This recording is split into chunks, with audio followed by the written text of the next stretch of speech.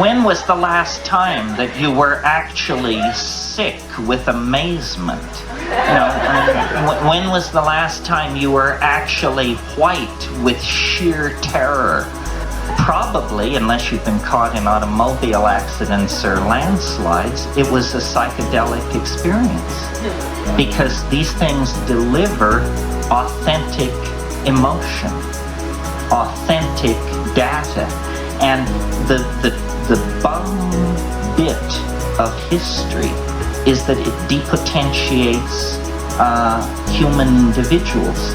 Just in order to live inside a historical society, you have to sculpt yourself down and down and down. You mustn't be in other people's face.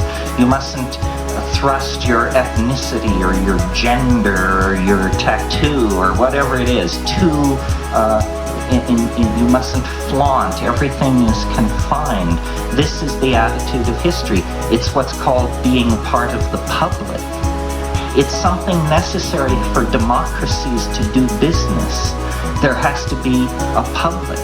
But when we identify with the public, we essentially become creatures of the herd. And there is no peace until the end. There is no let-up in pressure until the end. As we approach the transcendental object at the end of time, history moves faster and faster.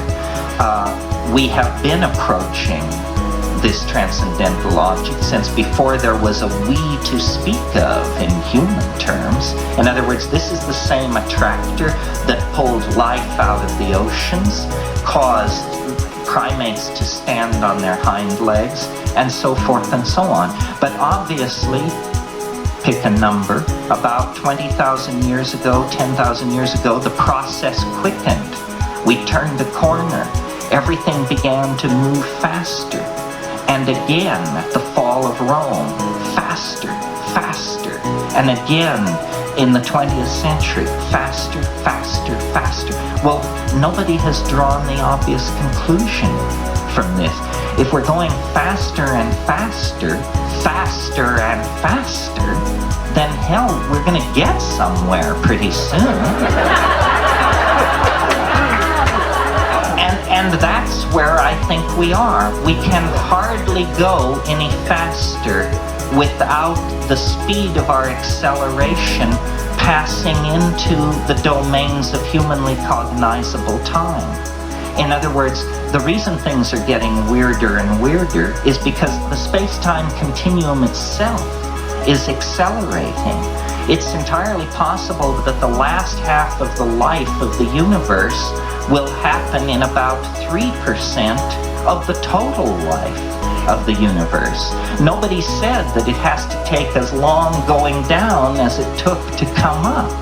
It may be that the coming up took a long, long time, and the going down can be catastrophic, sudden, unexpected, dynamic, we say. And that's why I take and I return to this theme, because, hey, I return to all things, that history is an anticipation. History is the last call that the train is leaving the station, you know, and the call echoes back to Çatalhöyük and slightly beyond. But in our own lifetime, it's now palpable. You know, all you have to do is close your eyes in a quiet place, twist up a bomber, think, and you will behold the transcendental object at the end of time. You can feel it informing your own life. I mean, you spend a good deal of time denying it because rationalists tell you you're either losing your mind or it's impossible and it can't be happening. But this sense of plottedness, of connectedness, this sense that we are all in a universal drama playing to a close, this sense that we are larger than ourselves, that we are somehow characters on a stage. This is a phenomenon of the light at eventide. This is a phenomenon of the final moments of the cosmic drama. And I think it's tremendously exciting. I think this is what nature set about 700 million years ago on this planet. That it's not about chipmunk after chipmunk after chipmunk for eon after eon after eon. I mean, a little of that goes a long ways. I'm sure you'll agree with me. That's all very fine, but the way nature works is she builds upon her complexity.